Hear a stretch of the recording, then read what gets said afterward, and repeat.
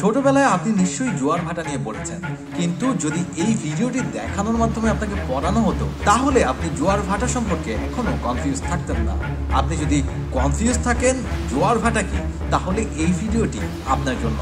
এই পুরো ভিডিওতে দেখা যাচ্ছে জোয়ার ভাটা কেন হয়। মূলত চাঁদের আকর্ষণ বলের কারণে এই জোয়ার ভাটা দেখা যায়। এই পুরো ভিডিও দেখলে আপনি বুঝতে পারবেন চাঁদ যখন যেই পাশে যায় ঠিক পানি মানে সমুদ্রতল পুরোটা কিন্তু সেই দিকে ধাবিত হয়। মানে চাঁদ যেই দিকে যায় চাঁদের আকর্ষণ বলের কারণে পানিও কিন্তু তার দিকে ধাবিত হয়। আর এইটার কারণে এক পাশে জোয়ারের সৃষ্টি হয় আর অন্য পাশে ভাটার। পুরো ভিডিওটি দেখলে আপনি খুব সহজেই বুঝে যাবেন জোয়ার ভাটার সৃষ্টি কিভাবে হয় এবং কেন হয়। চাঁদ যখন পৃথিবীর চারপাশে ঘোরে তখন তৈরি হয় চাঁদের একটি আকর্ষণ। যেহেতু পৃথিবী আর চাঁদ দুটোই খুব কাছাকাছি, সেই জন্যই কিন্তু এই আকর্ষণ বলটা তৈরি হয়ে থাকে। এই আকর্ষণ বলের কারণেই মূলত জোয়ার এবং ভাটার সৃষ্টি।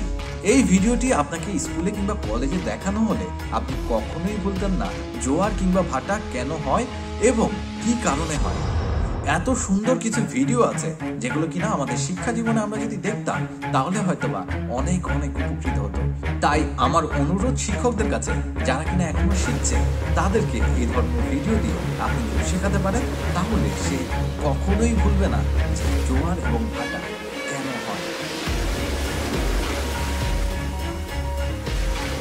পুরো ভিডিওটি সম্পূর্ণ দেখার জন্য অনেক অনেক ধন্যবাদ। আর আপনারা যারা আমার সাথে আছেন তাদেরকে বলবো আমার সাথে ফলো করে রাখতে পারেন আমার পেজটি, এবং ভিডিওটি কেমন লাগলো সেটি লাইক কমেন্ট করে জানাতে ভুলবেন না। সবাইকে অনেক অনেক ধন্যবাদ।